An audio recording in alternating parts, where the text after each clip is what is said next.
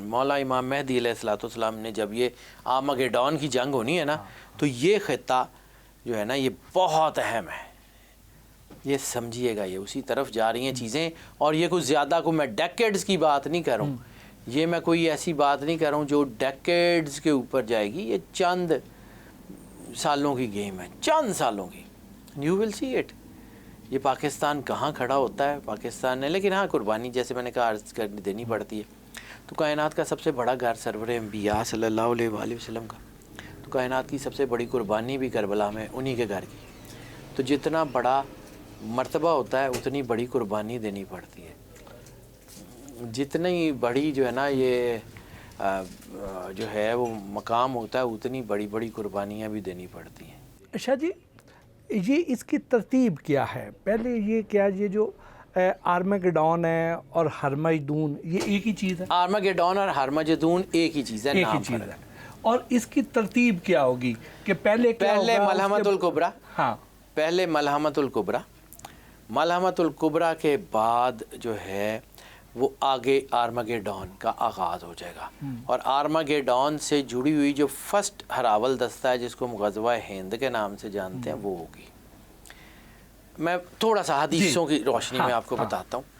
سرکار ختمی مرتبت بادشاہ کونین صلی اللہ علیہ وآلہ وسلم نے فرمایا قرب قیامت میں میرے 3 لشکر جنگ کریں گے.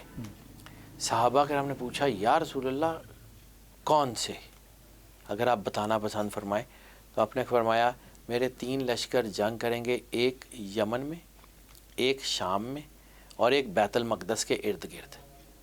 ٹھیک ہے. پھر آپ نے ایک اور حدیث میں ہے کہ آپ جو ہے وہ مسجد نبوی میں اپنے ممبر کے ساتھ یعنی جو ہے وہ ٹیک لگا کے بیٹھے ہوئے تھے تو آپ نے ٹھنڈی آہ بھری. صحابہ کرام نے پوچھا یا رسول اللہ یہ جو آپ نے ٹھنڈی آہ بھری ہے اس کا سبب بتائیں گے؟ ان کا ہاں، میرا ایک لشکر قیامت تک جنگ کرتا رہے گا، قیامت تک جنگ کرتا رہے گا اور وہ بہت نقصان بھی اٹھائے گا. صحابہ کرام نے کہا یا رسول اللہ وہ کون سا؟ ان کا فرمایا بیت المقدس کے ارد گرد. تو یہ جو آج غزہ میں یہ بیت المقدس میں ہو رہا ہے، ادھر ویسٹ بینک کے اوپر ہو رہا ہے، اس کا اشارہ حدیث میں ہے. اور اس کا مطلب یہ ہے کہ فلسطینی مارے جا سکتے ہیں، کاٹے جا سکتے ہیں، بھوکے رکھے جا سکتے ہیں، ٹکڑے ٹکڑے کیے جا سکتے ہیں، ہاریں گے نہیں، ہاریں گے نہیں. یہ میں نے حدیث کیوں کوٹ کی؟ اس کا مقصد ہے ہمارے ہاں غزوہ ہند کا جو کانسیپٹ رائج ہے نا وہ غزوہ ہند کا کانسیپٹ حدیث میں نہیں ہے. جو حدیث میں کانسیپٹ ہے غزوہ ہند کا وہ اور ہے، اور اس کے 3 حصے ہیں. اس سے پہلے ایک اور حدیث ہے. سرکار ختمی مرتبہ صلی اللہ علیہ وآلہ وسلم نے فرمایا خراب السند من الہند و خراب الہند من السین. سندھ کی تباہی ہند کے ہاتھوں اور ہند کی تباہی چین کے ہاتھوں، سین کے ہاتھوں. اس حدیث کو صرف رکھیں. اب سندھ کا مطلب کیا ہے؟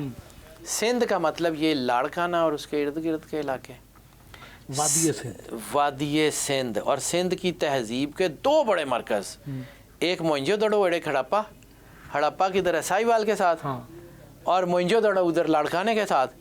ٹھیک ہے. اس کے علاوہ وادی سندھ جو ہے اس کا صرف یہ بارڈر کے ساتھ تعلق نہیں ہے، ادھر سے راجستھان، جے پور، یہ سارا علاقہ سندھ، ادھر سے کیچ مکران کے کچھ حصوں کا ایک سمیت یعنی پسنی اوڑ ماڑا تک کسی حد تک لوگ مکران گوادر بھی اس میں شامل کرتے ہیں. تو یہ سارا علاقہ وہ ہے جہاں جنگ لگنی ہے. سندھ کی تہذیب پوری سندھ.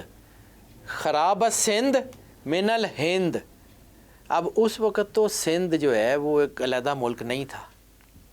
اس وقت تو چلیں راجہ داہر کے دور میں تو وہ سندھ تھا، لیکن اس کے بعد یہ تو پورا ہند میں آ گیا تھا. ٹھیک ہے. اور یہ جو ہے یہ ملک تھا. سرکار کی حدیث میں سندھ کا اسپیسیفک لفظ ہونا اس کا مطلب ہے کہ یہاں ان علاقوں میں آنے والے وقت میں بڑی خرابی ہوگی. ٹھیک ہے. اس کے بعد خراب الہند من السین من السین. اب سین کے بہت سارے مطلب لوگ لیتے ہیں لیکن مجھے جو سمجھ آتا ہے وہ چین ہی ہے. ٹھیک ہے. تو سر یہ جی بی ادھر سے جو ہے لداخ یہ علاقہ ہے جو آنے والے دور میں میدان جنگ ہے، یہاں غزوہ ہند لڑی جانی.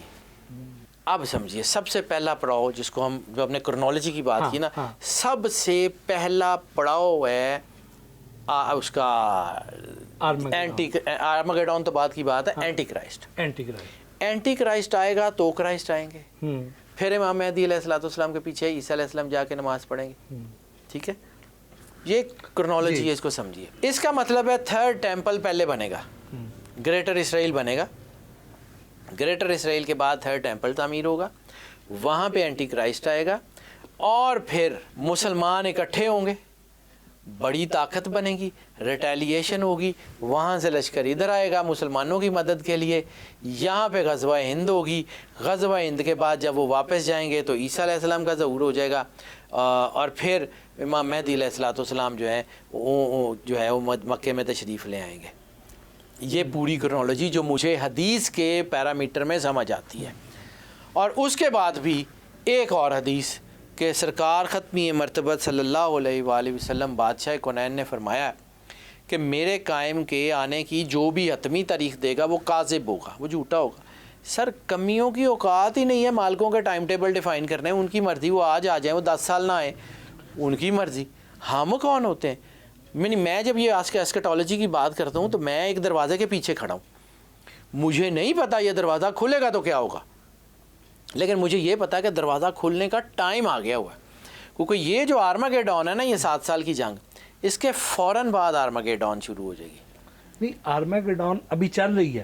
نہیں سر، ملحمۃ الکبریٰ چل رہی ہے. ملحمۃ الکبریٰ چل رہی ہے. ملحمۃ الکبریٰ 7 سال کی بڑی جنگ ہے، یہ ہرمجدون سے پہلے ہونی ہے. حدیث میں سرور انبیاء صلی اللہ علیہ وآلہ وسلم نے صراحت میں بتایا ہوا ہے، اور 50 کے قریب، 50 سے بھی زیادہ حدیثیں ہیں. ٹھیک ہے، اور یہ اتنی ساری حدیثیں جو ہے نا، یہ صرف اور صرف ملحمۃ الکبریٰ کے بارے میں. باقی اسکٹالوجی کی امام مہدی علیہ السلام کی حدیثیں بھی جو ہے نا، اس کا میں اس دن دیکھ رہا تھا تو وہ جو سم اپ ہے نا، وہ مجھے ایگزیکٹلی یاد نہیں، 45 ہے یا کوئی اتنا ہے، وہ یا 9 ہے یا 5 ہے. اور یہ جو 7 سال کی ہے جی ملحمۃ الکبریٰ، اس کے فوراً بعد پھر آرمگیڈون کا ہراول دستہ جو ہے نا، وہ غزوہ ہند ہے. میں اسی لیے آپ کو کہہ رہا تھا کہ انڈیا کا مطلب اسرائیل کی پراکسی ہے. ٹھیک ہے، میں اسٹریٹجسٹ نہیں ہوں، لیکن میں نے ایسکٹالوجی کو جن نمبروں میں پڑھا ہے نا، مجھے یہ اگلا پڑاؤ یہ لگ رہا ہے. ہو سکتا ہے ٹو ایئر ہیومن سر، ہو سکتا ہے میرے پڑھنے میں غلطی ہو گئی. یہ کتنے عرصے کا ہوگا؟ چند سال کی چھوٹی جنگ ہے، یہ بڑی جنگ نہیں ہے. غزوہ ہند چھوٹی جنگ ہے. اس کے بعد پھر آرمگیڈون، پھر اینٹی کرائسٹ، پھر وہ لڑائیاں، اور پھر عیسیٰ علیہ السلام. شاہ جی، آب حیات کیا چیز ہے؟ کیا حضرت خضر علیہ السلام نے آب حیات پیا؟ آب حیات وہ نور ہے جو انسان کو امر کر دیتا ہے، جس کے بارے میں بلے شاہ نے کہا تھا، بلے شاہ سمرنا نہیں گور پیا کوئی اور. وہ جو قرآن پاک میں کہتا ہے کہ الا ان اولیاء اللہ لا خوف علیہم ولا هم یحزنون، یا وہی تو کہتا ہے قرآن پاک میں کہ یہ جو لوگ اللہ کے راستے میں شہید ہو جائیں ان کو مردہ مت کہو، یہ مردہ ہیں اور اللہ کے نزدیک رزق پا رہے ہیں.